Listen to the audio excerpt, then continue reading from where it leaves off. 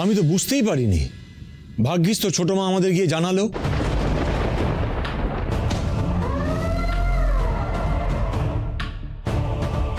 আমাকে অন্তত বলে যেতে পারতিস রূপমতি।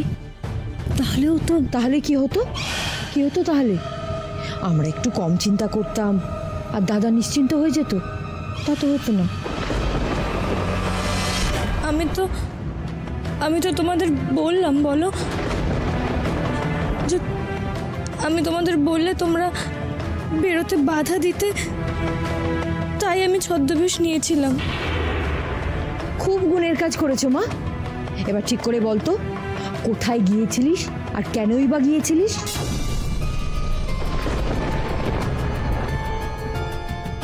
উফ, এই কামিনীটা যেটা করতে বললাম সেটা না করে সময় নষ্ট করছে। না না, কোথায় গিয়েছিল না গিয়েছিল তার থেকে বড় কথা ওর এই পরিবর্তন। যে মেয়ে কখনো আমাদের কাউকে কিছু না জানিয়ে এক পা এগোয়নি, সে কি না এই রাত বিরেতে ছদ্মবেশ নিয়ে প্রাসাদ থেকে বেরিয়ে গেল। না, এটা কি সুস্থতার লক্ষণ? মহারাজ, আমার কিন্তু এবার দিদির জন্য খুব চিন্তা হচ্ছে।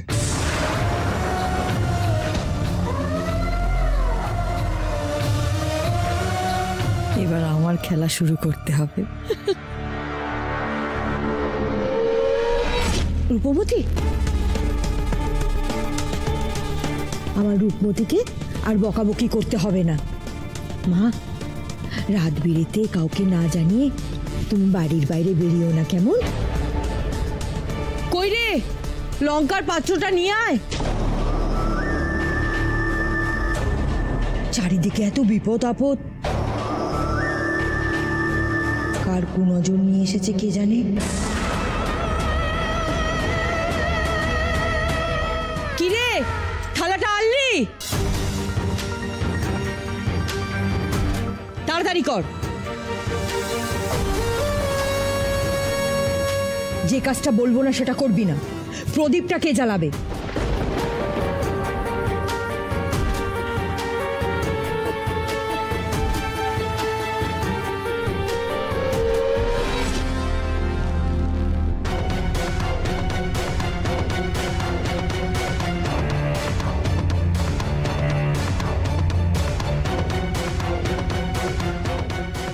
আহা, কি নজর দূর করছি আমি।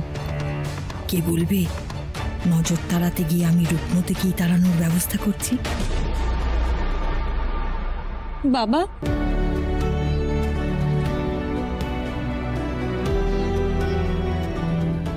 বাবা,